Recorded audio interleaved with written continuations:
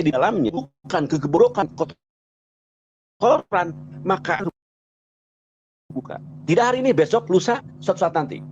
Apalagi kita punya mahkamah Allah yang hari ini terlepas di dunia, di akhirat akan terkena hukuman mahkamah Allah sendiri. Jadi kepada orang-orang yang hari ini merasa bebas, bebas melakukan kriminalitas, yakin dan percaya bahwa mahkamah akan menjemput kalian semua. Islam punya kesadaran itu, dan akhirnya apa?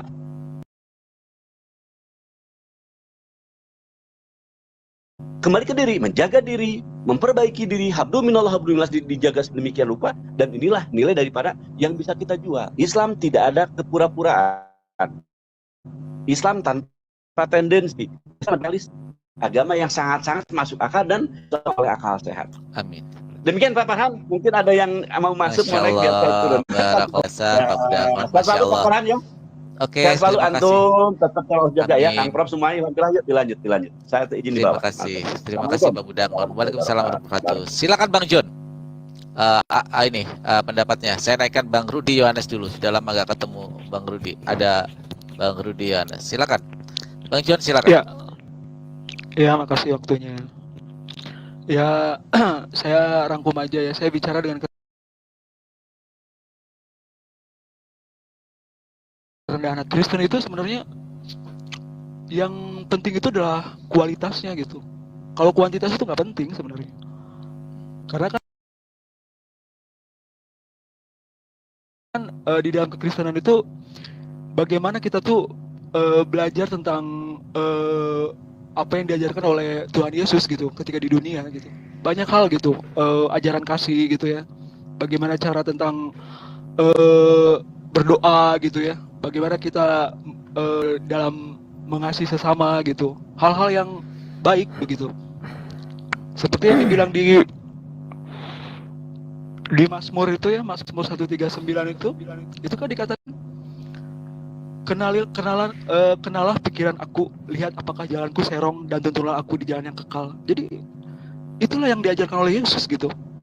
Jadi kalau dibilang kenapa Yahudi itu tidak menerima kekristenan, sebenarnya karena pada dasarnya Yesus datang ke dunia tidak membawa agama. Dia tidak membawa agama, tidak menyodorkan bahwa ini loh agama datang dari langit, tidak gitu. Tapi Yesus itu datang kepada orang yang berdosa. Orang-orang yang berdosa itu yang didatangi oleh Yesus. Jadi kalau dibilang kenapa tidak diterima oleh Yahudi, karena Yahudi itu dulu berharap bahwa mereka tuh ketika di bawah kekuasaan dijajah oleh kekuasaan Romawi, mereka tuh berharap ada seorang Mesias tuh yang bisa berperang begitu loh. Tetapi kan Yesus tidak. Yesus tidak mengajarkan itu gitu. Yesus mengajarkan itu tentang kebaikan, bagaimana cara hidup yang kekal gitu, mengajarkan tentang kerajaan surga begitu loh. Jadi tidak mengajarkan tentang apa yang diinginkan oleh orang Yahudi itu gitu, bahwa mereka berpikir Yesus itu dianggap bisa membawa mereka terbebas dari penjajahan Romawi, menjadi panglima perang. Tidak. Yesus tidak seperti itu, tapi itu yang diharapkan oleh orang-orang Yahudi pada saat itu, Mesias yang mereka harapkan itu. Jadi tidak sesuai dengan keinginan mereka. Begitu. Karena kan kekristenan itu kan sebenarnya pengikut Yesus kan. Dia mulai lahir tuh di sekitar daerah Turki itu, di daerah Turki itu. Jadi kalau misalnya berkembang di Eropa ya mungkin karena kekristenan itu kan sifatnya misionaris ya kan. Apa yang diperintahkan oleh Yesus itu diajarkan oleh Yesus. Baptislah ajarlah mereka atas nama Roh Kudus. Itu. Jadi sebenarnya itu bukan hukuman gitu, bukan maksud kalau tidak dihukum, bukan itu, tapi itu adalah sebuah penegasan dari Tuhan gitu loh, bahwa ketika Tuhan itu sudah terangkat ke surga ya, jadi bukan cuma hanya orang-orang Israel aja yang mendapatkan berita keselamatan itu, tapi seluruh umat manusia di dunia. Makanya saya percaya kalau Yesus juru selamat, saya percaya Yesus juru selamat bukan untuk agama bukan. Juru selamat untuk semua manusia di dunia. Seperti yang dikatakan di Daniel 9:25 itu, di Daniel 9 ayat 25 kalau nggak salah. Itu. Jadi kalau saya berpikir bahwa Kristen itu tidak penting lah kuantitas itu ya. Yang penting kualitas, bagaimana mengimplementasikan apa yang diajarkan oleh Yesus dalam kehidupan sehari-hari gitu. Yang bisa saya kasih. Saya menyimak sekali argumen Anda dua kontradiktif di sini. Anda bilang tidak mementingkan kuantitas tetapi kualitas, tapi di satu sisi Anda mengatakan bahwa agamanya adalah agama misionaris, sebarkanlah baptislah mereka, ya artinya misionaris. Ada kontradiktif artinya. Karena apa? Menyebarkan berarti linier, terkorelasi dengan kuantitas, ya, dengan jumlah. Orang yang misionaris pasti jumlah dengan mayoritas. Muslim kita akui, Muslim agama dakwah sampai kalah meski hanya satu ayat, dan memang kuantitas itu penting karena apa? Dengan kuantitas itu akan menjadi majority consensus. Kebenaran bisa ditentukan juga dari majority consensus, tergantung bagaimana skema dari kebenaran itu sendiri. Saya sapa dulu brother saya, abang saya yang lama udah nggak ketemu di TikTok, baru ketemu pertama kali di sini, Bang Rudi Anas. Salam, selamat pagi Bang Rudi Anas. Ya, salam Farhan, suaraku kedengaran? Kedengaran jelas sekali Bang Rudi, clear sekali. Terima kasih Bang Rudi sudah hadir di komal saya. Sebelum ke Bang Rudi, kita kasih ke Bang Demian dulu karena lebih duluan. Silakan Bang Demian, argumennya tentang topik kita kali ini. Silakan.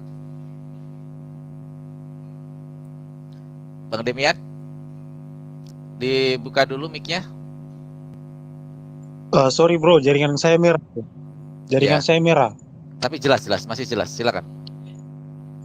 Merah jaringanku bro. Ya udah Bang gitu. Rudi aja dulu. Ya, kalau saya gini Bang Farhan. Silakan. Udah bagus ini jaringannya, udah bagus. Udah, oke, silakan. Bagi saya kita harus melihat dari sejarah. Tadi kan Bang siapa lupa namanya itu mengatakan kenapa di Israel itu malah lebih banyak Islam dari Kristen ya. Kalau kita belajar sejarah sebenarnya 20% itu bukan orang Israel, mereka itu adalah orang-orang Arab ketika perang, kalau nggak salah perang Yom Kippur ya. Kemudian negara-negara Arab ini kalah, nah mereka itu nggak mau gabung dengan Arab, tapi mereka mau gabung dengan negara Yahudi, Israel. Kemudian di situ bukan cuma ada Islam, tapi ada Kristen juga. Jadi orang Kristen di Arab, di Israel, dan orang Islam di Israel itu adalah orang-orang Arab. Nah, sedangkan kalau di Israel sendiri ada yang namanya Mesianik, itu ada ribuan orang Yahudi yang beriman kepada Yesus sebagai Mesias. Jadi mereka itu nggak menganggap diri sebagai Kristen, tapi mereka adalah Yahudi. Namun mereka beriman kepada Sang Mesias, Yesus Kristus. Nah, kalau kita melihat dari sejarah gini, ketika Kristen ini disebarkan itu kan yang pertama kan di Israel dulu, bukan ke Romawi atau Yunani, enggak, tapi dari Yerusalem, kemudian Samaria, barulah sampai ke ujung bumi. Jadi orang-orang Yahudi ini yang kemudian awal untuk diinjili.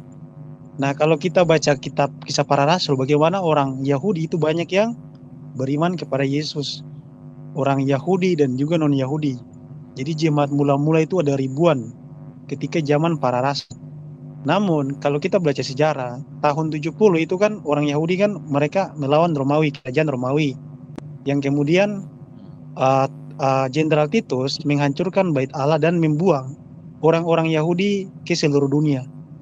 Jadi yang awalnya Kristen dan Yahudi itu satu, mereka itu hidup berdampingan di tanah itu, dan di Kunsala tahun 70 Jenderal Titus, barulah kemudian mereka tersebar, dan di abad 20 yang mendirikan negara Yahudi kan orang negara Israel kan orang-orang Yahudi kan. Jadi mereka ini yang tersebar ini kemudian mendirikan negara Israel. Jadi wajar saja kalau seluruhnya itu orang Yahudi, tidak ada yang Kristen, tapi semuanya beragama Yahudi atau tidak ada Mesianik waktu itu. Seluruh 100%. Dan Kristen dan Islam yang di Israel adalah orang Arab.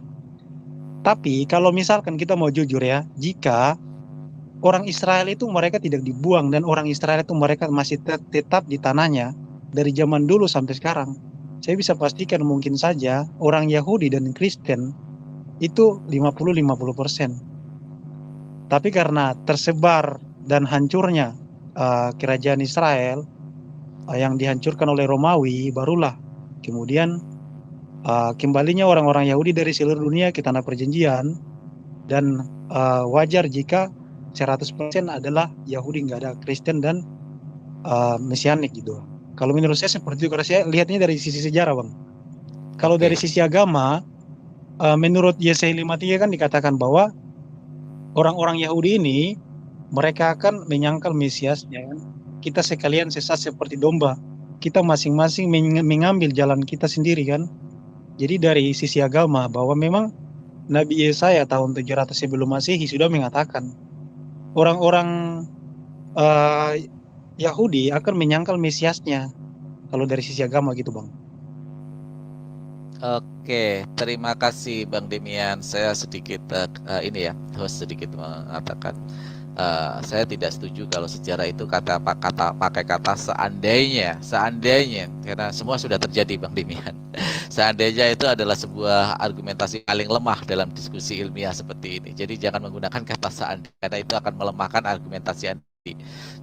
Jadi ketika Anda menggunakan diksi seandainya, semua pemahaman Anda yang 10 menit tadi hilang maknanya karena menggunakan diksi seandainya. Karena sesuatu yang seandainya itu tidak terjadi. Yang terjadi saat ini adalah di Israel itu bahwa mayoritas memang masih Yahudi, nomor 2 adalah Muslim dan Kristen cuma 1, berapa persen gitu ya. Itu yang terjadi, bukan seandainya ya. Saya kasih Bang Rudi untuk memaparkan topik ini. Sebenarnya para saudara saya Kristen, bukan saya yang membawa topik ini, bahkan dari saudara Kristen yang mengklaim bahwa Islam semakin terjepit, semakin punah dan Kristen menjadi mayoritas terbesar di dunia ya. Dan ini tadi saya sampaikan, saya bantah dengan data-data ya, seperti itu. Jadi topik ini bukan saya yang membawakan sebenarnya. Silakan Bang Rudi dengan topik kita kali ini. Kapan kita debat lagi nih? Kita lama nggak debat nih. Diatur aja deh, nanti malam bisa. Oke, siap Bang Rudi, siap. Silakan Bang Rudi. Tapi ku lihat wajahmu jadi kayak Pak Jokowi. Masa sih? Iya. Ya, Coba tambah 3 tahun. Karena apa itu mungkin di grup layar grid ya. Lama tidak berjumpa ya, baik di YouTube, di Zoom dan sekarang di TikTok ini ya. Ya, kalau saya sih melihatnya sekarang nggak ngapain nunggu nanti. Sekarang aja Kristen kan sudah lebih banyak daripada kaum Muslim ya. Dan ya kalau bicara tentang agama dari Tuhan, saya hanya percaya satu agama dari Tuhan, yakni agama Yahudi ya. Kenapa demikian? Coba perhatikan Yahudi tidak pernah mencari-cari jemaat, tidak mau dia cari-cari jemaat. Itulah buktinya mereka yakin mereka itu agama yang mereka anut dari Tuhan, dan mereka yakin mereka akan ke surga. Mereka nggak perlu cari-cari jemaat, cari-cari ninda. Beda dengan Kristen dan Islam ya. Yang pertama membuka lembaran untuk penyebaran agama adalah Kristen. Itu tidak bisa dipungkiri. Setelah itu mulai Islam di abad ke-6 lah tepatnya ya, 610. Kemudian daripada itu Islam pun meniru penyebaran agama. Nah, kenapa menurut saya, pandangan saya ya, kenapa dua agama ini harus menyebarkan agamanya? Karena mereka melihat Yahudi itu nggak bisa lagi untuk digeser. Makanya Yahudi nggak peduli dia mau 10 orang aja jemaatnya, dia nggak peduli. Tetap agamanya Yahudi ya. Dan kemudian mereka sadar mereka lah sumber dari dua agama ini. Jadi mereka nggak perlu mengemis-ngemis. Jadi mereka biarkan saja Kristen berkembang, Islam berkembang. Kalau Yahudi itu misalnya marah, diajukannya ke hukum internasional, cabut semua Taurat, cabut semua Injil misalnya ini. Wah, nanti katanya tidak boleh pemisalan. Ya. Maka yang terjadi adalah bahwa Kristen harus membuang semua kitab-kitab Yahudi dari kitabnya. Demikian juga Islam harus membuang semua kitab-kitab Yahudi dari kitabnya dan kitab-kitab Nasrani dari kitabnya. Kan begitu. Maka tinggallah ucapan-ucapan Allah kepada Nabi Muhammad saja. Kepada Ibrahim yang kalian akui Abraham atau Musa itu nggak boleh ada. Bang John, saya ganti dulu. Ya. Silakan. Maka daripada itu orang-orang Yahudi sampai detik ini nggak mau menyebarkan agama, nggak ada itu. Itu luar biasanya mereka. Nah, maka dari itu saya percaya agama dari Tuhan ini adalah agama Yahudi. Kenapa saya katakan demikian? Di Bible pun tertulis itu di Injil. Di Matius 5 ayat 20, Yesus sudah menjelaskan, kalau kau mau menuju surga dari jalur agama, Maka Yesus mengatakan apa? Jika hidup keagamaanmu tidak melebihi ahli Taurat dan Farisi, maka kau tidak bisa masuk ke dalam surga. Kan demikian. Nah, yang saya lihat di sini Yesus pun sampai berkata ke Yahudi.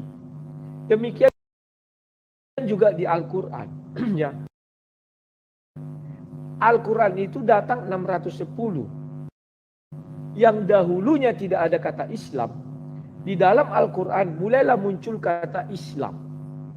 Dan itu ditimpakan kepada para nabi terdahulu. Contoh kepada Ibrahim. Tetapi di terjemahan Indonesia baru sekarang, itu tidak Islam lagi namanya, tetapi sudah Muslim. Islamnya agama Islam. Kan ada kata Ibrahim.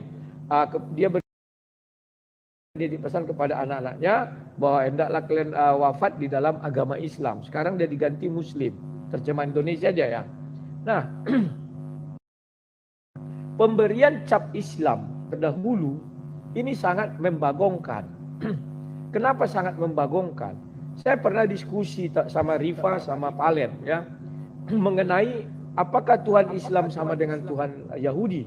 Mereka bilang sama, tetapi dalam konteksnya mereka berbicara bahwa zaman dahulu dikenal Hashem, YHWH, Elohim dan sebagainya. Justru Allah SWT itu enggak ada. Dan dari sebuah jurnal yang apa namanya gitu ya, ada jurnalnya itu dalam bahasa Inggris, sudah saya baca dan kemarin saya jelaskan.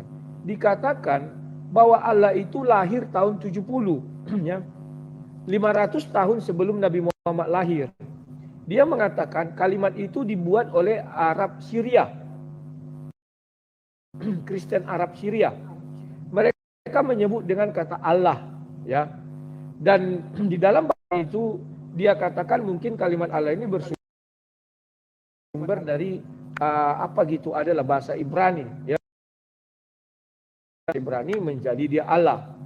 Kemudian di dalam buku itu dia menjelaskan juga bahwa kaum kafir Quraisy, penyembah berhala, juga sudah menggunakan kata Allah sebelum Nabi Muhammad lahir. Ya, kata Allah sudah ada dan mereka di dalam melaksanakan ibadah kepada Hubal. Hubal itu dewa tertinggi di Mekah dan letaknya itu di dalam Ka'bah.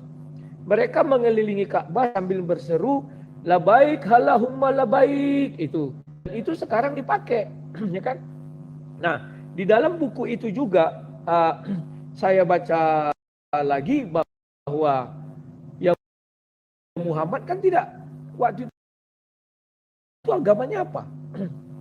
Kalau kita bilang Muhammad sudah Islam, artinya saat itu sudah ada yang namanya ijtima ulama ya, harusnya sudah ada.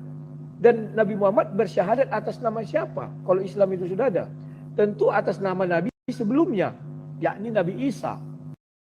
Kita belum pernah mendengar baik di hadis maupun di Al-Quran ada tertulis Muhammad bersyahadat atas nama Isa. Sampai umur 40, Muhammad belum menjadi Nabi. Bahkan di hadis Bukhari 3 dijelaskan, Muhammad mengenal malaikat. Tetapi ketika dikatakan bacalah dengan menyebut nama Tuhanmu, dia nggak tahu siapa nama Tuhannya. Ya, beda dengan Musa. Di surat 28 ayat 30, ketika Allah itu datang bertemu sama Musa dan bercakap secara langsung, tidak melalui Jibril, Musa kan belum pernah melihat Tuhan.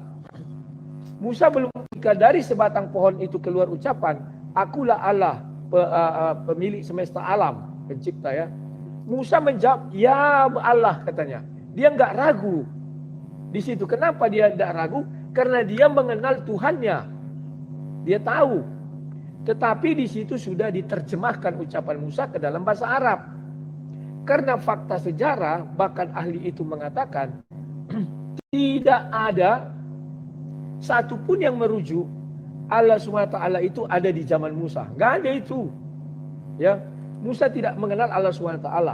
Tetapi dalam bahasa Ibrani misalnya Elohim, Adonai itu dia kenal. Ya. Maka ketika ditanya, ya itu yang di Al-Quran surat 2830 itu terjemahan. Allah menerjemahkannya ke dalam bahasa Arab. firman-Nya kepada Musa ditranslate langsung ke dalam bahasa Arab. Karena kan diucapkan kembali, kan demikian. Nah, setelah itu apa yang terjadi? Kita akan melihat banyak kesamaan antara Islam, Yahudi, dan Kristen. Seolah-olah sama, ternyata enggak. Maka dari Satu itu menit sering lagi, saya Bang Rudi. Satu maka menit dari lagi. itu sering saya mengatakan kepada saudara-saudara Muslim, biarkan Musa ada dua.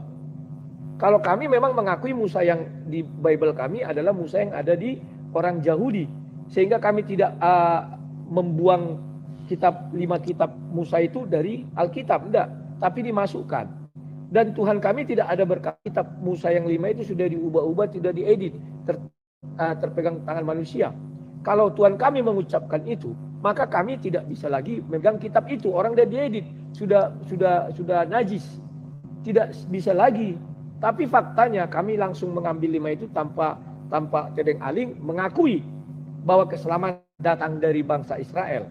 Itulah sebabnya orang Yahudi tidak mau menyebarkan agama, karena mereka yakin itu dari Tuhan kok. Itu yang bisa saya sampaikan. Silakan Farkan. Oke, terima kasih Bang Rudi, pemaparan yang panjang lebar. Dan oke, saya poin yang bisa saya ambil sebenarnya, karena saya mau mengkantor semua, tapi karena saya host, saya harus memberi kepada yang dulu. Saya sapa dulu Bang Ak. Assalamualaikum warahmatullahi wabarakatuh. Bang Abi Abdurrahman, assalamualaikum warahmatullahi wabarakatuh. Waalaikumsalam warahmatullahi wabarakatuh. Oke, Bang Aka dulu yang mau disampaikan. Oh iya, terima kasih Bang Farhan, salam kenal Bang Rudi, kemudian Bang Abdi Abdurrahman, Bang Wawas, ya semuanya pada abang nih. Selamat pagi semuanya. Assalamualaikum juga kepada semua yang nyimak. Ya.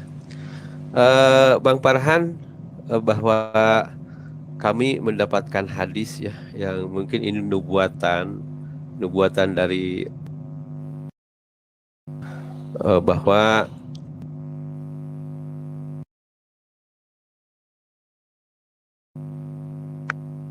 Suaranya hilang Bang. Jeda Bang.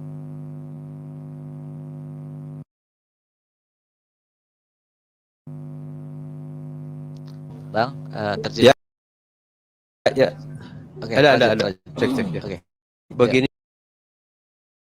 nih Bang Farhan, eh, ada arti majazi dan ada arti hakiki dalam sebuah hadis, bahwa Rasulullah mengatakan nanti Ibnu Maryam, bahwa putranya Maryam yaitu Nabi Isa akan turun sebagai hakim yang adil ke dunia di menjelang akhir dunia ini. Nah,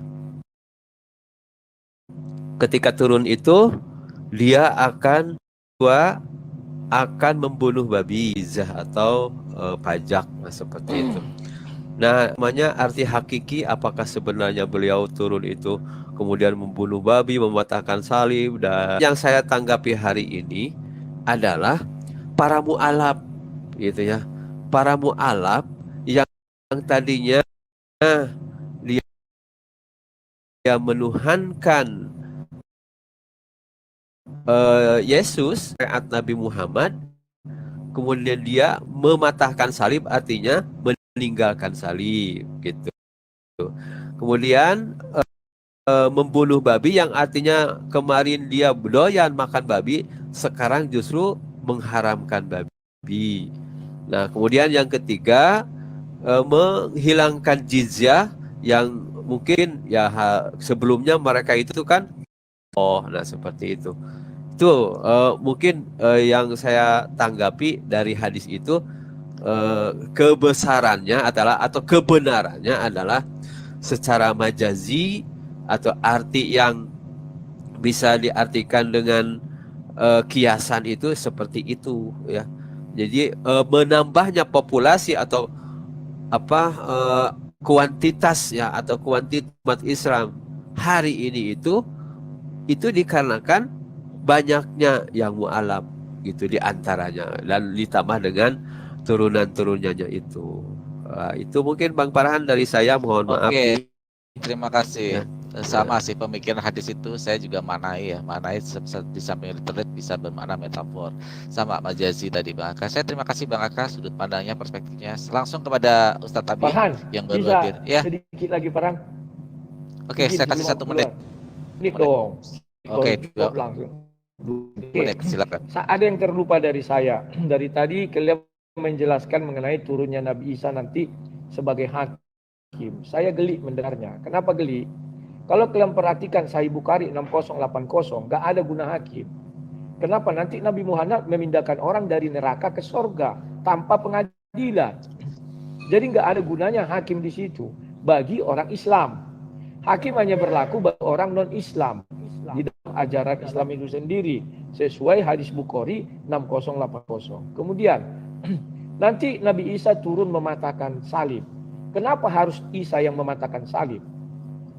Bukannya Nabi Muhammad? Karena Nabi Muhammad adalah Nabi penutup. Kalau sampai Isa turun lagi berarti Isa itu adalah Nabi penutup. Karena Muhammad belum bangkit. Ketika Isa nanti turun Muhammad sudah bangkit. Belum. Masih di dalam tanah jadi minyak bumi. Maka kalau Isa nanti sampai turun, artinya Nabi terakhir adalah Isa. Dan wafatnya terakhir adalah Isa. Bagaimana ini sekarang? Nah, sekarang kalau Isa mematahkan salib, keuntungannya apa bagi Allah SWT? Apakah salib begitu mengganggu Allah SWT? Kemudian membunuh babi, keuntungannya apa bagi Allah SWT? Kalau kalian bilang tidak makan babi, loh, hukum Taurat paham nggak yang diharamkan di Al-Quran pun ada disebutkan itu. Bukan hanya babi yang haram. Lele itu haram, lele. Tidak bersisi. Sudah itu unta itu haram. Tapi kalian jadikan persembahan hari raya korban. Bukan hanya babi yang diharamkan. Kalau kita mau jujur bicara firman Tuhan. Nah, sekarang apa untungnya babi dimusnahkan? Kenapa tidak dimusnahkan adalah ular? Sebab ularlah di dalam agama Islam maupun Kristen menjadi kendaraannya iblis untuk menghancurkan manusia, merusak manusia. Kenapa enggak ular yang dimatikan, dibinasakan? Kok malah babi? Apa salah babi kepada Allah SWT? Babi tidak pernah merugikan Allah baik di bumi maupun di sorga. Bahkan di dalam Al-Quran dikatakan, bila tidak ada lagi makanan, babi bisa dimakan, berarti berjasa.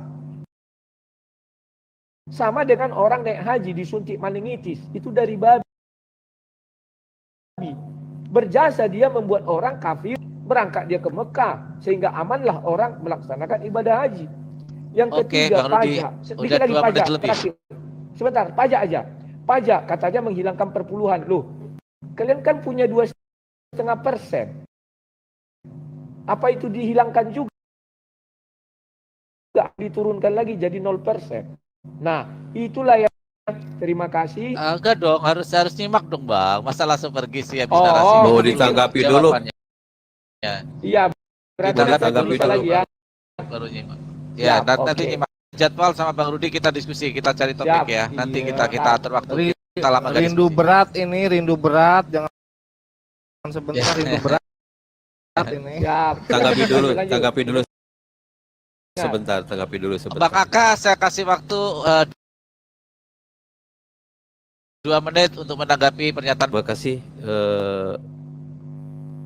Ada nggak nih? Suaranya ada nggak? Ada ya. Ini Bang Rudi ya, mohon maaf juga ini kepada orang tua nih.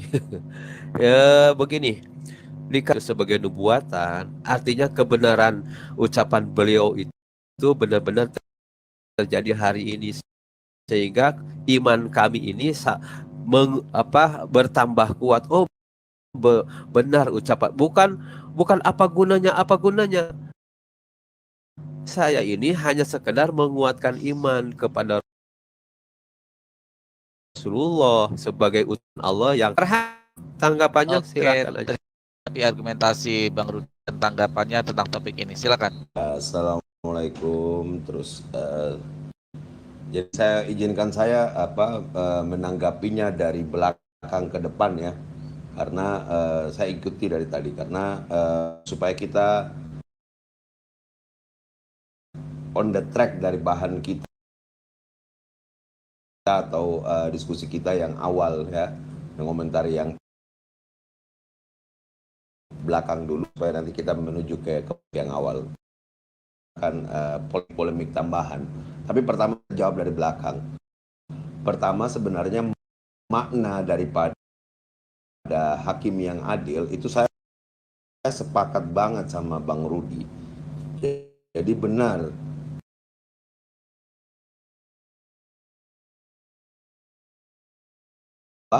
syariat yang sudah ada, di mana hari ini adalah masa kenabian daripada Rasulullah SAW. Sehingga memang ketika datang Nabi Isa itu maknanya adalah ketika dia turun ke bumi, ke dunia, dia akan memberikan Islam. Ketika kesaksian itu datang dengan 3 tugas tersebut, maka tidak ada lain, ada di hadis lain, ada di ayat Al-Quran. Maka ahlul kitab itu orang Kristen, orang yang mengaku Nasrani atau Kristen atau apapun itu, yang mengaku mengikuti Isa ataupun yang mengaku melawan Isa, cuma ada mengakui dan mengikuti atau rujuk dengan Isa alaihissalam sebagai Islam, atau kemudian musnah dengan hanya aroma nafasnya. Itu harus. Nah, pada posisi itu, karena adanya bukan di hari akhir, tetapi di masa-masa akhir. Clear sampai di situ. Kenapa clear? Karena Isa alaihissalam datang mengadili apa-apa yang mereka plesetkan dari apa-apa yang pernah dibawanya. Kan clear ya? Nah, kalau kita sudah, kenapa saya bilang kita perlu menanggapi bahan yang pertama? Islam itu versi lengkap ya. Kenapa saya bilang versi lengkap? Di agama lain itu, mungkin di agama Kristen itu setahu saya ya tidak ada yang jelas-jelas seperti ini. Kapan Islam tumbuh menjadi besar? Kapan Kristen tumbuh menjadi besar? Kapan kemudian dia akan menurun dalam keadaan asing? Asing itu apa? Asing itu adalah orang-orang ya, akan di dalam hadis yang lain, beruntunglah orang-orang yang terasing. Lalu siapa orang terasing wahai Rasulullah? Tanya sahabat, jawab beliau, orang-orang yang saleh yang berada di tengah banyaknya orang yang jelek. Lalu orang yang mendurhakainya lebih banyak daripada yang mentaatinya. Maka kita tahu Islam akan tumbuh pesat, terutama salah satunya ketika Isa alaihissalam datang. Isa akan tumbuh di situ. Islam tumbuh ketika mereka Isa alaihissalam menjadi makmum daripada sholat, di mana tempat dia turun, itu orang Kristen dan orang Yahudi akan menunggunya di depan. Dan akan menentukan begitu dia keluar, ada yang rujuk dengan, ada yang kemudian tidak. Yang tidak kemudian, itu hadis lengkap, kelengkapannya punya kita. Nah, kita kembali kepada bahasan yang pertama. Tadi saya sudah bilang bahwa Islam dengan kelengkapannya, mengatakan kapan Islam itu tumbuh, mengatakan kapan Islam itu redup, mengatakan kemudian akhir zaman seperti apa. Maka saya ingin katakan bahwa ada satu hal ketika kalau kita masih menyinggung tentang Isa turun, maka hati-hati, karena Isa ketika di dunia melakukan hal-hal yang sama dengan ada yang juga kuasa. Al-Masih lain juga melakukannya di akhir masa. Siapa? Dajjal. Dajjal itu akan melakukan hal-hal yang sama dilakukan oleh Isa. Maka ingat, siapa yang mengatakannya Tuhan, Tuhan, Tuhan, yang tidak pernah Isa menggunakan kata ini untuk dirinya, maka akan dilakukan pernyataannya kepada Dajjal.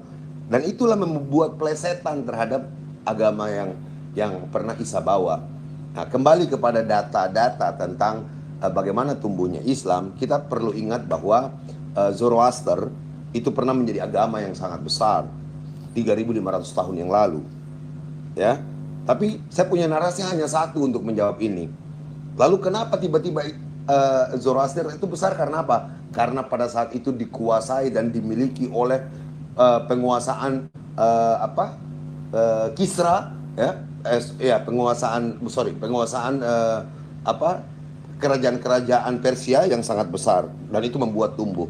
Begitu juga dengan datangnya Kristen. Bahkan narasinya bisa saya buat lebih apik lagi. Ketika Islam datang, kerajaan-kerajaan Romawi itu membawa semua menjadi tumbuh dan besar. Dalam Ihsasul Lahfan, ya, sebuah bukunya Ibnu Qayyim Al-Jauziyah, itu justru menggambarkan bahwa itu pertolongan Allah pada awal-awal.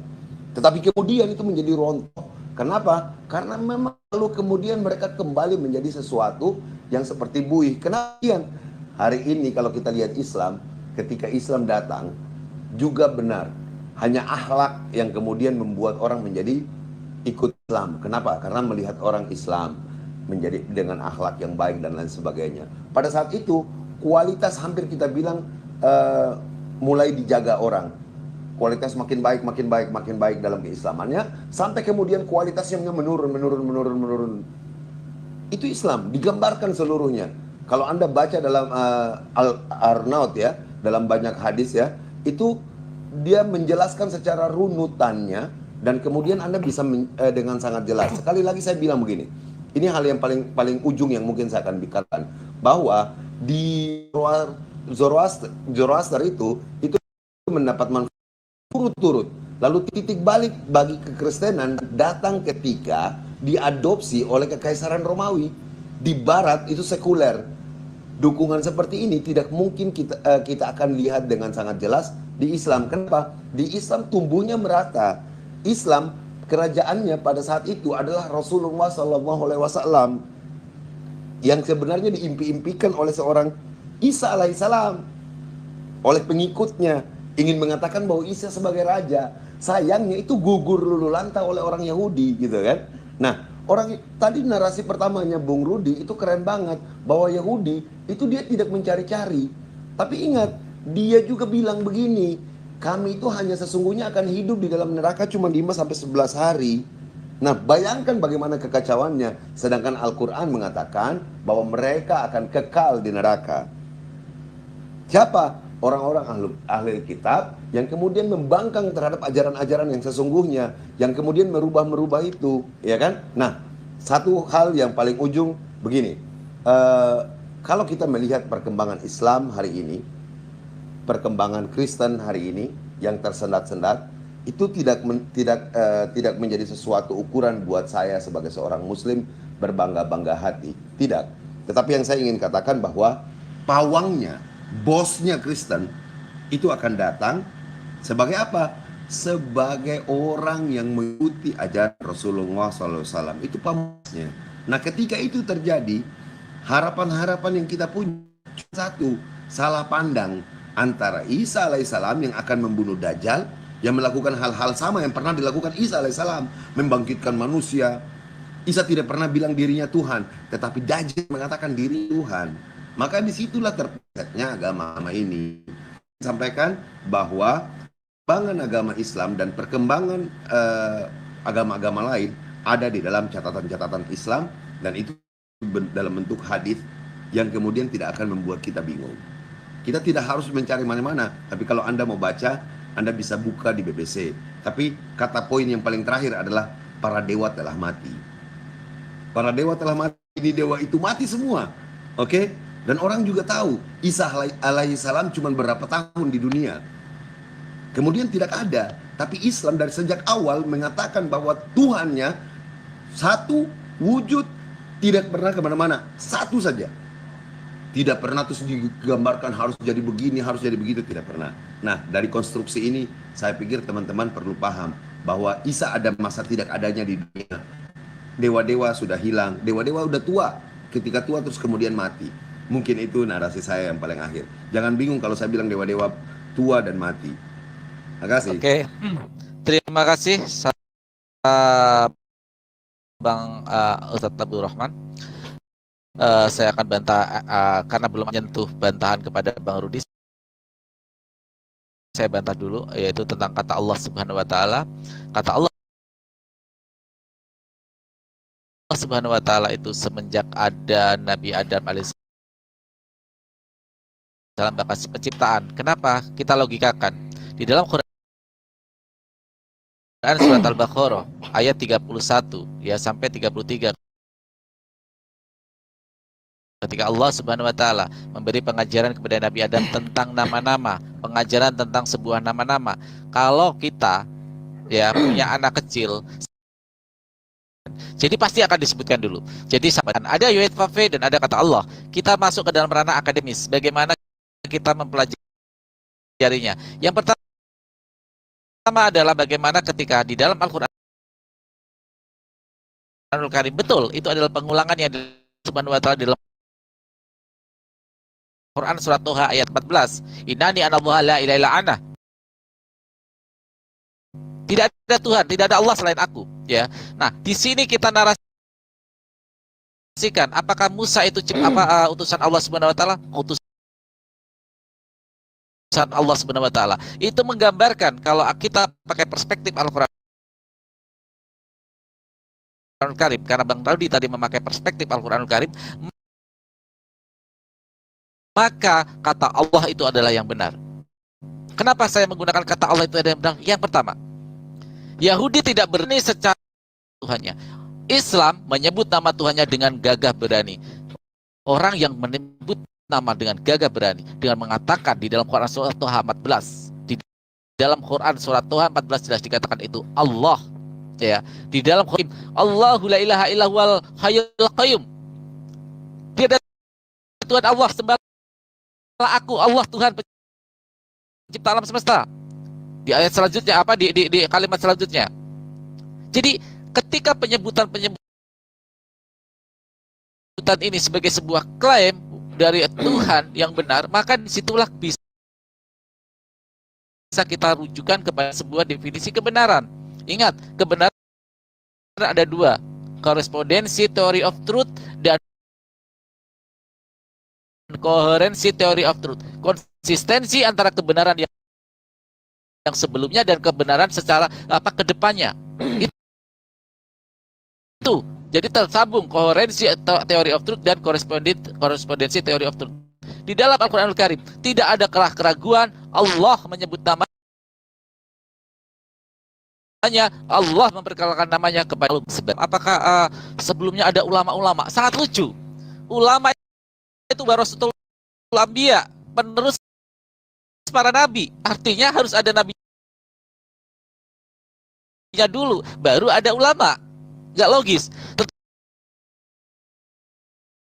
Tapi apakah kata harusnya bersahadat dengan Nabi Isa? Apakah Isa juga bersahadat dengan Nabi Musa? Semua itu adalah utusan-utusan berdasarkan syariat masing-masing. Mereka bersaksi atas nama sendiri, tapi membenarkan, ingat, membenarkan ajaran-ajaran terdahulu, tapi mereka bersaksi atas syariatnya sendiri. Nabi Allah Muhammad SAW membenarkan di dalam hadis bagaimana memuliakan Nabi Isa alaihissalam. Di dalam Al-Qur'anul Karim bagaimana Allah Subhanahu wa taala, A'udzubillahi minasyaitonirrajim, bismillahirrahmanirrahim, Yasin wal Qur'anil Hakim, innaka laminal muslim ala siratim mustaqim. Sesungguhnya engkau Muhammad sesama dengan para nabi-nabi terdahulu yang mengajarkan semuanya di atas kebenaran, jalan yang lurus. Itulah Allah Subhanahu wa taala kepada nabi-nabinya, bahwa semua utusan itu berada di jalan yang lurus. So, saya kasih data Al-Qur'anul Karim masuk ke dalam ranah Bible. Apakah ranah terjemahan? Kata Bang Rudi kan tadi terjemahan. Yohanes 17 ayat 3. Di sana apa? Hidup yang kekal itu adalah pasti ataupun tidak pengakuan bahwa nama Allah Subhanahu wa taala adalah sebuah kebenaran. Ya. Itu Bang Rudi. Saya sebenarnya mau panjang lebar tapi saya host, saya nggak enak. Nanti kita debat saja. Saya bisa panjang lebar dengan mau lagi dong. Bang Pat, kalau boleh buat, iya, boleh 2 menit ya, buat nanti Bang Rudi, habis ini saya kasih panjang lagi. Gak apa-apa, habis ini saya kasih panjang lagi. Tapi biar Muslim dulu. Saya boleh kasih modal buat Bang Rudi supaya Bang Rudi bantah gitu ya. Siap. Boleh ya, supaya relate dengan teks Ya, kita. biar enak acara kita. Banyak teman-teman kita hanya mendengar bahwa tugasnya Isa alaihissalam itu hanya 3. Tapi sesungguhnya hadisnya banyak, sehingga buku tidak akan baca seluruhnya. Nanti akan saya bold atau saya pertal di satu saja. supaya relate dengan materi tadi tentang perkembangan agama-agama. Oke? Sebagai hakim yang adil, ya. Ini saya bold, ya. Hakama adalah An-Nawawi rahimahullah menerangkan beliau akan turun sebagai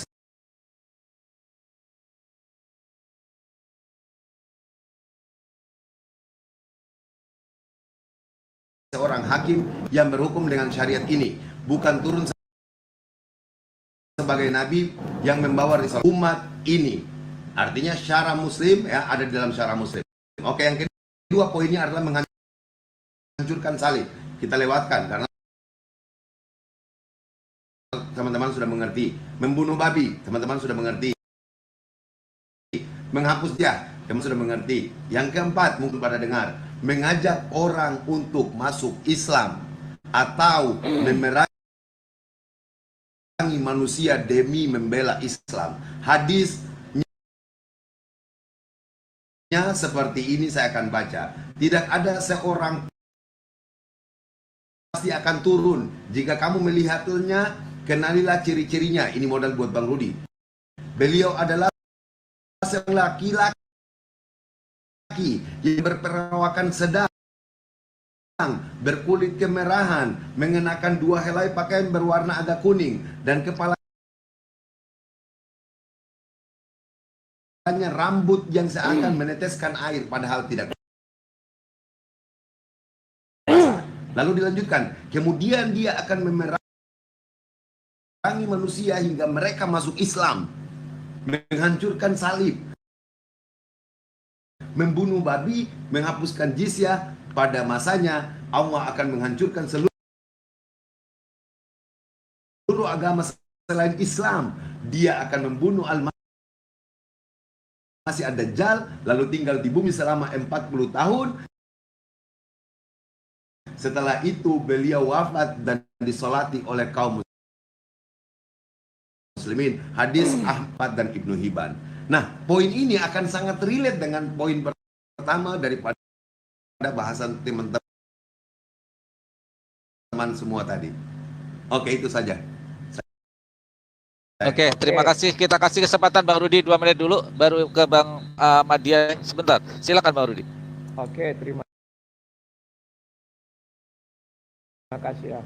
Pertama saya mau menjawab si Pak Farhan dulu yang mengatakan ulama itu penerus Nabi. Loh, Nabi Isa kan Islam. Itu yang pertama. Yang kedua, bahwa si Farhan mengatakan Allah SWT sudah ada sejak zaman Adam. Namanya Allah. Siapa yang memberi nama Allah itu? Apakah dia ada juga Alfa dan Omega? Apakah itu pemberian nama itu diucapkan aku makhluk adalah zat? Paham ya? Sesuatu yang diucapkan itu makhluk karena dia tercipta. Siapa yang menciptakan nama? Zat. Zat itu yang menciptakan nama karena dia unsur pertamanya. Kalau dia punya nama, kemudian saya masuk kepada Dajjal. Ini unik kulihat kalian ini. Kapan Dajjal diciptakan? Siapa Dajjal ini? Apakah golongan manusia? Lantas iblis kemana? Apakah Dajjal ini pengganti iblis? Dari apa dia tercipta Dajjal ini?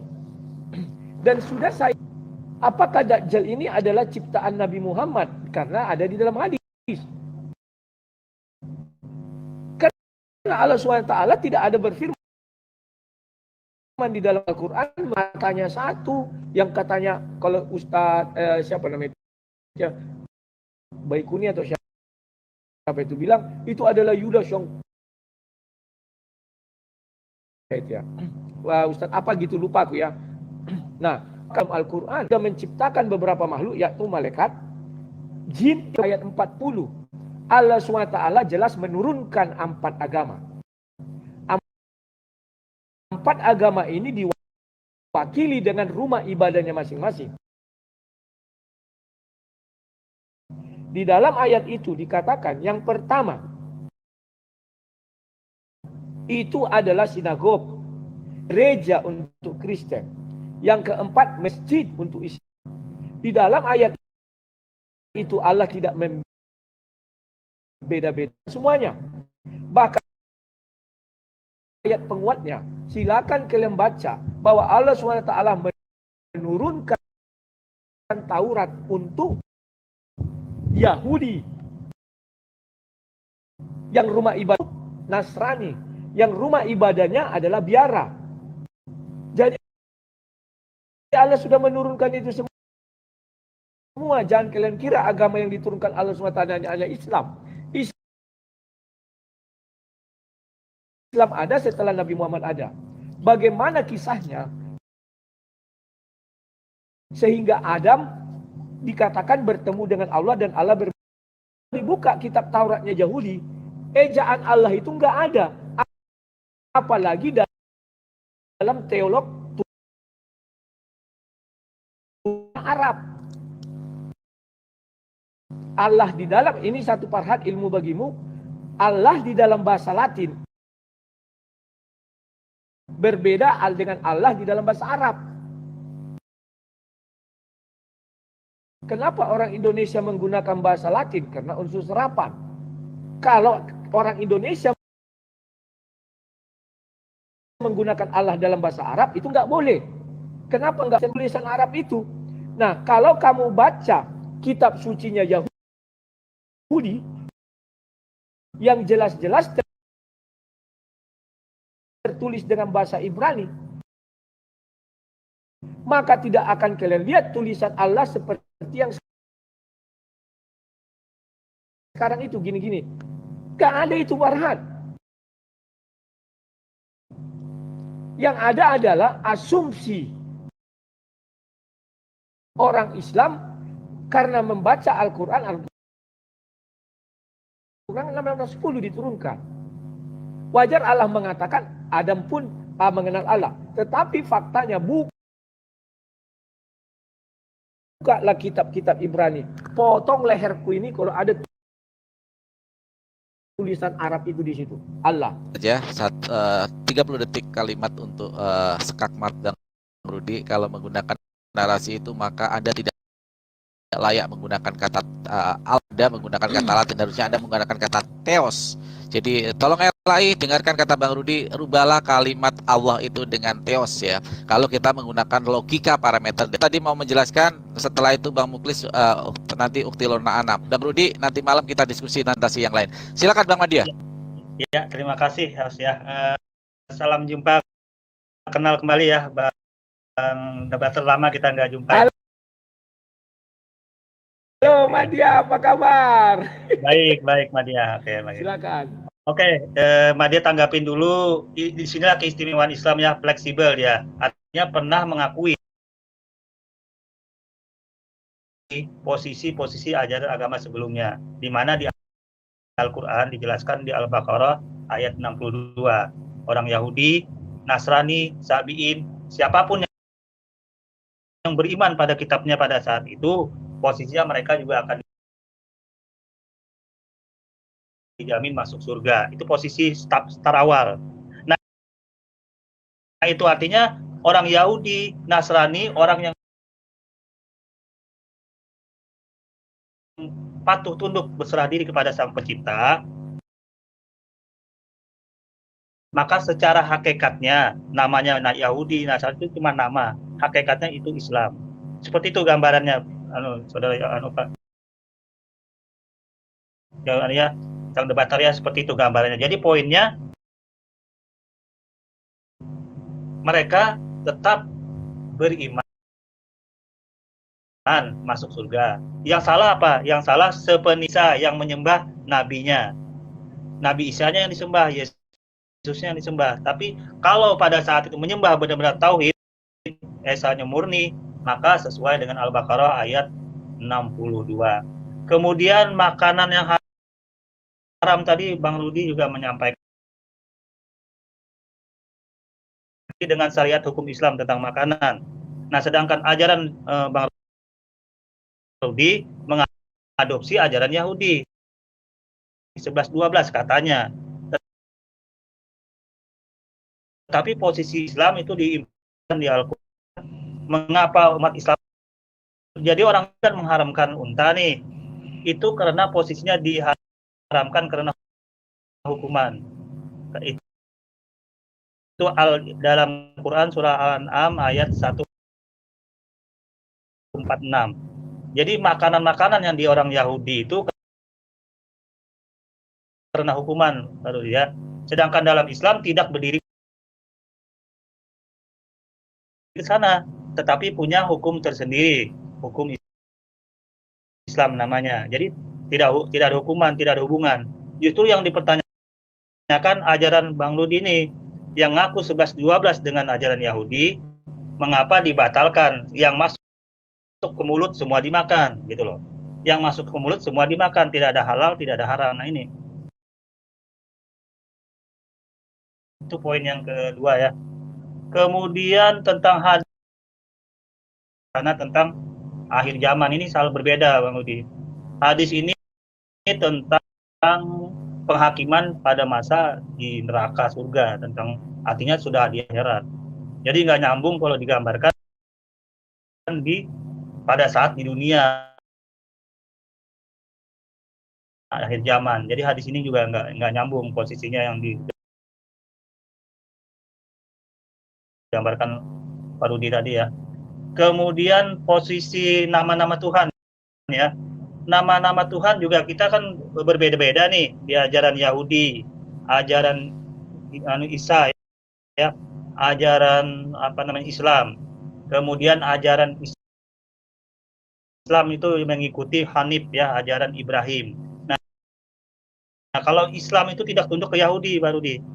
Islam tidak mengikuti ajaran Yahudi. Islam tidak mengikuti ajaran Nasrani, tapi Islam itu mengikuti hubungan dengan Yahudi. Ya, tidak ada hubungannya dengan Nasrani. Posisinya seperti itu. Kalau nama-nama Islam itu sangat kaya sekali dengan nama-nama Allah 99. Justru bisa saja YHWH itu bahkan sebagian ulama itu ada menginformasikan dan nama Asmaul Husna itu ada yang menginformasikan YHWH itu Al-Hayyu, Maha hidup, ada seperti itu menggambarkan. Nah, Tuhannya orang Yahudi, YHWH itu. Seperti itu gambaran. Kalau sekarang ini apa tadi lupa lagi aku, udah itu aja lah. Terima kasih. Oke, terima kasih Bang Rudi. Silakan Bang Muklis. Nanti masih ada debat giliran lagi. Bang Muklis, silakan. Ya, dari perang tadi ada. Oke, silakan. makasih. Silakan. Jadi sebenarnya ini saya kangen ya Bang Rudi ini harusnya tahu. Nanti ya, buat nih. Oke, silakan. Oh, tapi Bang ya boleh. Nanti aku paling Oke. 2 menit doang. Oke.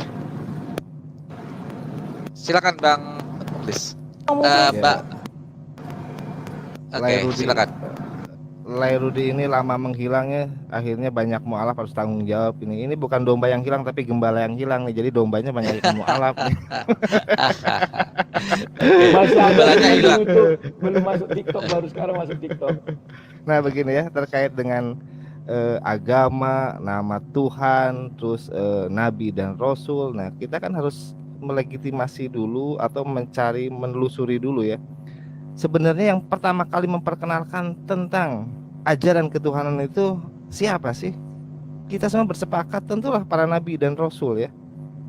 Nabi ini tidak mengajarkan calistung ya, tidak mengajarkan ilmu arsitek, tidak. Para nabi ini pasti kita sepakati dia datang mengajarkan ilmu ketuhanan kan, agar kita mengenal kan. Dan salah satu indikator pengenalan itu pasti nama gitu kan, pasti nama. Dan yang jadi pertanyaan, apa nama ini terikat dengan bahasa terkait nama Tuhan ini, begitu kan? Apakah nama Tuhan ini terikat dengan bahasa? Terus kepada siapa pertama kali diperkenalkan? Kepada pencipta ciptaannya yang pertama, manusia yang diciptakan pertama kali yaitu Adam gitu kan. Lalu Adam diperkenalkan dengan nama apa ini Tuhannya ini. Dan nama yang diperkenalkan itu terikat dengan bahasa apa? Bahasa apa yang digunakan oleh Adam gitu kan. Artinya berarti nama Tuhan ini tidak terikat oleh bahasa manapun, karena belum ada bahasa-bahasa yang terpecah-pecah seperti sekarang. Belum ada. Saya mau korelasikan itu dengan realita gitu kan. Sekarang nama Tuhan yang paling universal bisa diucapkan oleh seluruh manusia dari perspektif keyakinannya, yang tidak tidak mengalami diferensiasi ya, perbedaan-perbedaan penyebutan di berbagai suku bangsa gitu kan dan negara. Itu ternyata hanya Allah. Ketika dia menjadikan muslim dan iman kepada Allah, mau dia dari agama dari negara manapun, suku bangsa manapun, itu tetap Allah. Bandingkan dengan keyakinan Bang Rudi. Ketika Bang Rudi menyebut Allah karena kan kalau Portugal dia apa itu Allah? Bang Rudi menyebutkan lagi ke orang Brazil yang sama-sama Kristen, apa itu Allah? Bingung mereka. Tapi beda dengan orang Islam ya, ketika menyebutkan Allah, Muslim dari Brazil paham, Muslim dari Ethiopia paham, Muslim dari Nigeria paham, karena memang dari awalnya nama Tuhan itu tidak terikat bahasa manapun. Dan sekarang kita lihat realitanya, satu-satunya Tuhan yang diyakini oleh satu keyakinan yang bersifat sangat universal ya Allah. Sebenarnya secara legitimasi ya, yang melegitimasi itu, yang layak melegitimasi itu agama atau bukan, manusia atau siapa? Pada narasi pertama bahwa agama itu ternyata mengajarkan tentang ketuhanan, pastilah yang berhak melegitimasi Tuhan kan? Melegitimasi suatu agama itu Tuhan, bukan manusia. Tapi ternyata manusia ikut memberikan legitimasi. Jadi ada agama yang dilegitimasi oleh manusia, ada agama yang dilegitimasi oleh Tuhan. Kalau tadi Bang Rudi bilang Tuhan menurunkan 4 agama, enggak. Tuhan hanya menurunkan satu agama. Ya, Tuhan hanya menurunkan satu. Ada mulai melegitimasi agama-agama. Seperti Yahudi disebut sebagai agama, Nasrani disebut sebagai agama gitu kan. Terus Sabiin agama kayak gitu. Itu legitimasi manusia itu. Bukan legitimasi Tuhan. Tapi kalau ketegasannya versi Al-Qur'an, inna dina indallahil Islam, legitimasinya jelas. Jadi bukan manusia yang melegitimasi Islam ini, tapi Tuhan sendiri. Beda dengan Yahudi. Di kitab perjanjian lama tidak ada penegasan Tuhan yang diyakininya YHWH itu melegitimasi Yahudi adalah agama yang direstui. Kristen dengan Yesusnya, Yesus melegitimasi Kristen lah yang Yesus restui. Nggak ada legitimasi seperti itu dari Tuhan yang diyakininya. Jadi kesimpulannya bahwa agama itu cuma satu yang dilegitimasi oleh Tuhan ya. Selainnya legitimasi manusia. Dan sayangnya sekarang kekristenan sedang bersepakat ya bahwa sebenarnya Tuhan tidak menurunkan agama. Jadi mereka menolak bahwa agama tidak menolak konsep-konsep agama ini. Tapi sayangnya begini Bang, ketika Bang Rudi mau belajar berhitung, ilmu apa yang dipakai? Masa ilmu sejarah kan? Begitu Bang Rudi mau mengupas tentang masa lalu, masa pakai ilmu kimia? Pasti ilmu sejarah dong. Ketika Bang Rudi mau membahas tentang alam gitu, gak mungkin kan pakai ilmu bahasa kan? Pasti yang jelas pakai ilmu pengetahuan alam, biologi kayak fisika gitu kan? Bang Madia, mohon maaf gantian. Lanjut. Dan gak mungkin juga Bang Rudi sekarang kalau menolak agama, lalu ilmu yang mengajarkan tentang ketuhanan, bidang ilmu apa? Mau dijawab ilmu kimia, fisika? Mau dijawab ilmu apa? Bidang ilmu apa yang mengajarkan tentang konsep ketuhanan? Pasti bidang ilmu agama gitu. Dan tadi di Bible pun sudah disodorkan satu ayat ya tentang keagamaan ya. Jika hidup keagamaan, jadi agama ini tetap disinggung akhirnya. Artinya para nabi ini memang membawa agama. Dan ketika Bang Rudi komplain, ini Islam baru muncul tapi mengklaim para nabi agama. Karena nggak ada satu agama pun di muka bumi ini yang berani mengklaim agamanya para nabi kecuali agama Islam. Hanya Islam yang tegas menarasikan bahwa para nabi sebelumnya itu adalah beragama Islam. Kita bisa lihat di surat Al-Imran ayat 83, 84, 85 ya. 83-nya bicara tentang agama Allah. Allah menurunkan agama Allah. 8:4-nya itu menegaskan bahwa Allah tidak membedakan para nabi terkait apa yang turunkan, yaitu agama Allah. 8:5-nya bahwa merugilah orang yang mencari-cari agama selain Islam. Akhirnya korelasinya Adam pun Islam, Idris pun Islam. Yang Yahudi nggak berani mengklaim itu, Kristen nggak berani mengklaim itu, dan Islam berani menegaskan itu. Jadi mustahil Adam itu ateis, mustahil agnostik, mustahil Nuh itu ateis, mustahil Nuh itu agnostik. Pasti dia punya agama dan penegasannya hanya ada di Al-Quran, yaitu mereka adalah Islam. Tapi demi kerinduan, sampai rindu ini habis sekarang ya, kita sisakan rindu ini di masa mendatang di lain waktu gitu. Silakan yang lain, makasih segitu dulu lah. Farhan, sisakan Oke. biar rindunya. Terima biar kasih. rindunya Oke. terbalaskan. Nggak apa-apa. Saya kasih waktu 2 menit. Jadi biar Muslim, Bang Rudi sebagai narasumber utama dari Kristen, nanti Muslim, Bang Rudi, Muslim, Bang Rudi gitu. Saya kasih Ya. kesempatan. Silakan Bang Rudi. Siap, terima kasih. Ya, terima kasih Hai Prof. Ya, lupa aku namanya siapa ya. Kalau kamu mengatakan Allah menurunkan agama Islam, artinya kau harus mengakui bahwa agama Islam pernah musnah dari muka bumi. Yakni setelah Adam punya anak cucu sampai tahun 609. Kemudian datang lagi 610, musnah dia, pernah hilang. Kan begitu? Setuju. Lanjutkan lagi. Kalau kamu mengatakan bahwa seluruh nabi itu yang dilegitimasi Allah hanya ada satu agama Islam, kau baca surah 22 ayat 40. Kalau Allah SWT tidak melegitimasi, sudah dihancurkan itu biara, sinagog dan gereja. Tetapi kenapa ayat ini masuk nama sinagog, biara dan gereja itu rumah ibadah Yahudi, Nasrani dan Kristen? Artinya Allah mengenal 4 agama ini dan disejajarkan dengan masjid. Jadi jangan kau bilang legitimasi. Dan faktanya di Quran dikatakan diturunkan Taurat, diturunkan Injil untuk Nasrani, diturunkan Zabur untuk Daud. Sudah jelas itu untuk dipakai oleh mereka. Jikalau ada penyimpangan itu namanya dosa. Tetapi Allah sudah tahu itu apa Yahudi, apa itu Nasrani. Ya, nah kemudian kalau kita bicara Allah memperkenalkan agamanya, agama ini alfa dan omega enggak? Apakah agama ini ada setelah Adam diciptakan? Saya sudah baca Quran. Tidak satu ayat pun Allah mengatakan kepada Adam, hai Adam, kau memeluk agama Islam. Enggak ada. Saya orang suka baca Quran loh. Saya cari enggak ada kepada Adam dikatakan, hai Adam, kamu memeluk agama Islam. Agama Islam mulai ada ketika Ibrahim.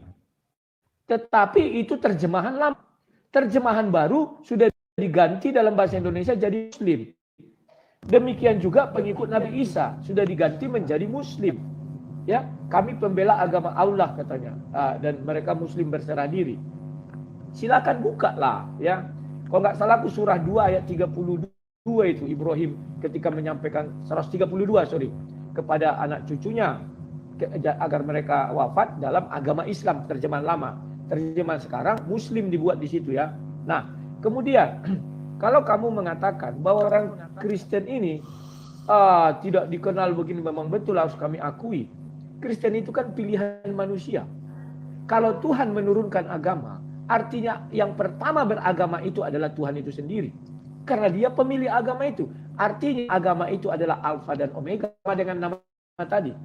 Siapa yang memberi nama kepada Tuhan? Dia sendiri. Dia sendiri itu siapa? Zat. Berarti nama itu adalah diucapkan, artinya difirmankan, artinya dia adalah makhluk. Berarti itu Allah itu makhluk. Zat itu barulah itu yang tidak makhluk. Oke Farhan, aku minta izin karena aku mau jemput anakku. Aku 1 menit aja. Bang Prof, jawab dulu tentang bilang tidak ada Dajjal dalam Al-Quran. Mungkin dia udah cari-cari, udah lama nggak ketemu. Bagaimana mau apa? Oh, silakan Dajjal dalam Al-Quran gimana tuh? Silakan Pak Abi, Dajjal dalam Al-Quran silakan. Pertama gini ya, Bang Rudi bisa lihat surat Al-An'am ayat 168, sorry. Hal yanzuruna illa an ta'tihimul malaikatu aw ya'ti rabbuka au ya'ti ba'du ayati rabbik yauma ya'ti ba'du ayati rabbika la yanfa'u nafsan imanuha lam takun amanat min qablu aw kasabat fi imaniha khaira qul intaziru inna muntazirun. Saya baca artinya, yang mereka nanti-nantikan hanyalah kedatangan malaikat kepada mereka. Satu, kedatangan Tuhanmu. Dua, oke, atau sebagai tanda-tanda. Kata ya'ti ayati itu artinya tanda-tanda dari Tuhanmu. Di antara tanda-tandanya adalah kedatangan Dajjal. Pada hari datangnya sebagian tanda-tanda Tuhanmu tidak bermanfaat lagi. Iman seorang yang belum beriman sebelum itu, atau yang belum berusaha berbuat kebajikan dalam masa imannya itu, katakanlah, tunggulah, sesungguhnya kami pun menunggu. Nah, di dalam ayat ini, tanda-tanda yang dimaksud adalah Dajjal, terbitnya matahari di barat, dan binatang. Semuanya akan dalam penafsiran ayat ini melalui sebuah hadis. Melalui sebuah hadis, ya, ada 3 hal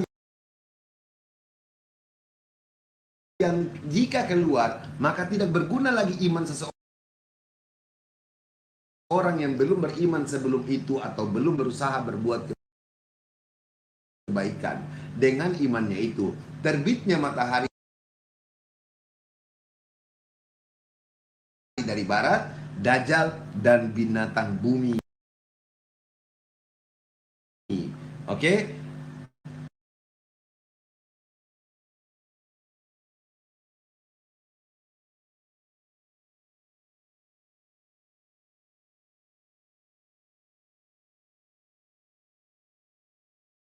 Allah itu pasti mengenal juga kan agama Yahudi. Allah itu pasti mengenal juga kan agama. Ya Allah Maha tahu lah. Maha tahu, masa luput dari pengetahuan Allah? Maha tahu itu, dari kecerdasan awal untuk menjemput hidayah ya Bang Rudi itu. Oke, terima kasih Bang Prof. Bang Muklis orangnya sudah ini karena katanya mau menjemput ya. Saya tidak mau mengatakan dia kabur. Silakan Bang Nevlos, ada yang mau disampaikan Bang Nevlos?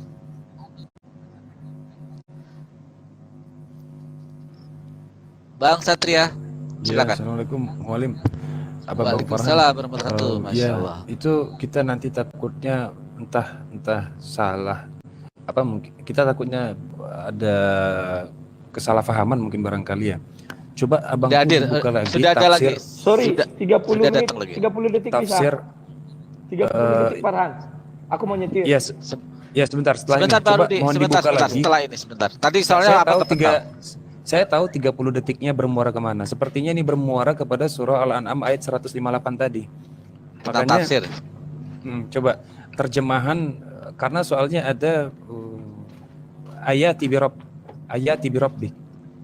Jadi bukanlah yang dinanti-nanti, yang terakhir itu bukanlah tanda-tanda, melainkan ayat-ayat kami. Ayat yang kedua, harusnya ayat yang kedua, bukan ayat yang pertama. Bukan ayat yang itu di tafsir itu memang kedatangan Tuhan atau kedatangan siksa Tuhan? Ada dua. Hal kan ada 3 yang dinantikan. Ada 3 ya. Di sini nih, hal yang zurun illa anta'tiyahum, ini malaikat ya kan? Au ya'ti rabbuk, itu Tuhan. Oke? Au ya'ti ba'du ayati rabbik. Ayat bi rabbik. Bi rabbik itu kan Tuhan, terus malaikat, terus berhenti sampai di situ, baru dimulai dari yauma ya'ti. Nah, ini yang sebagai tanda-tanda yang berikut. Bukan ayati. Yauma ya'ti ba'du ayati. Di sini Ba'du ayati, setelah itu tanda-tanda dari Tuhanmu. Bukan tanda-tanda apa, tapi tanda-tanda dari Tuhanmu atau sebagian tanda-tanda dari Tuhanmu.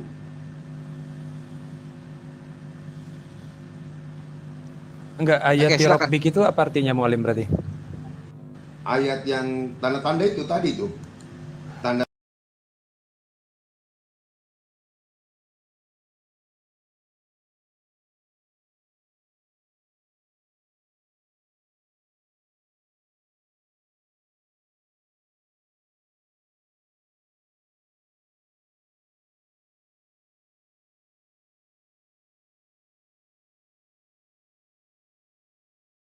iman seperti Dajjal dan binatang bumi.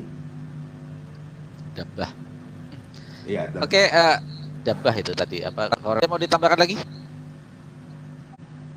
Iya, barangkali itu nanti takutnya diplesetin bahwa kedatangan Tuhan yang tanda yang kedua itu berarti kedatangan Yesus dibenarkan oleh Salah itu bukan Iya, itu bukan. Itu salah. tanda-tanda Salah. itu salah. kan begitu takutnya. Ya, oke Bang Rudi, saya kasih waktu. Aduh, malah udah kabur dia, udah pergi lagi. Saya sapa dulu Bang Kafalah, silakan dari pihak Kekristenan. Ada yang mau disampaikan? Salam, selamat siang. Atau dari Muslim, assalamualaikum warahmatullahi wabarakatuh. Waalaikumsalam. Ya, baiklah, selamat Saya penjelasan siang, dulu ya buat terima Nevos dan kasih teman-teman untuk sebelum Bang kesempatannya. Kafara ya, supaya nyambung. Sesungguhnya Al-Quran itu menyebutkan bahwa turunnya Nabi Isa alaihissalam dan Nabi Isa lah yang akan membunuh Dajjal. Itu poin pertama. Maka menyebutkan Masihul Huda sudah cukup, sehingga tidak perlu menyebutkan Masihud Dalalah. Itu semua Masihul Huda itu salah satu, berarti Isa alaihissalam. Sedangkan Masihud Dalalah itu adalah siapa tadi? Dajjal. Dan kebiasaan orang Arab adalah merasa cukup dengan menyebutkan salah satu yang berlawanan tanpa menyebutkan yang lainnya. Sesungguhnya dia, Dajjal, disebutkan dalam firman Allah, sesungguhnya penciptaan langit dan bumi lebih besar. Itu kembali ke Al-Mu'min. Lebih besar dari penciptaan manusia, akan tetapi kebanyakan manusia tidak beriman. Sesungguhnya yang dimaksud dengan manusia di sini adalah Dajjal. Ayat ini termasuk pengungkapan semua komponen untuk sebagian darinya. Begitu. Oke, terima kasih ya Ustaz Tabib. Ustaz Tabib sangat jelas sekali bahwa apa yang itu bukan pembenaran turunnya sebagai roh, sebagai Tuhan. Oke, terima kasih. Silakan Bang untuk menyampaikan argumentasinya. Salam, selamat siang. Haleluya. Saya mohon di room saya, di kumal saya sangat adil dan tegas. Ketika Anda menggunakan narasi personal attack atau keras atau kasar, saya tidak peduli, saya langsung kick. Silakan Bang Afan. Belum apa-apa Baik, dengan. terima kasih untuk kesempatan. Baik, terima kasih untuk kesempatannya. Saya sudah pernah masuk ke Komal ini, tapi saya kurang tahu apakah kalian masih mengingatnya atau aku harus mengulangnya lagi dari awal. Silakan. Mungkin atau Diulang aja dari awal, ya. karena tidak semua menjadi audiens. Silakan. Oke. Saya akan mulai dengan bertanya kepada kalian yang Muslim tentang aku. Menurut kalian siapakah aku? Silakan, kalian boleh bertanya. Apakah aku ini Islam atau aku adalah? Oke, saya yang akan mewakili pertanyaan. Tolong standing point Anda. Apakah Anda seorang Muslim, seorang Kristen, seorang Nasrani atau seorang Yahudi? Silakan.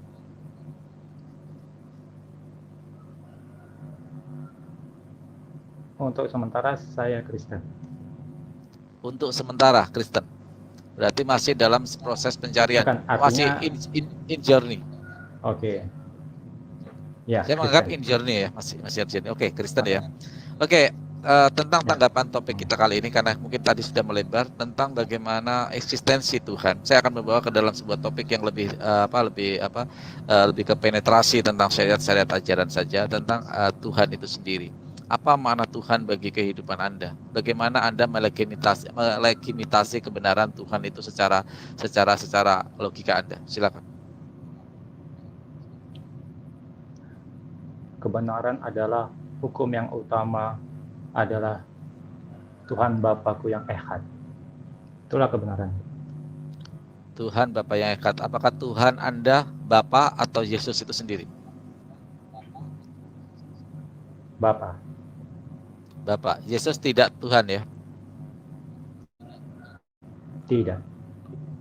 Posisi Yesus dari perspektif Anda, Yesus sebagai apa?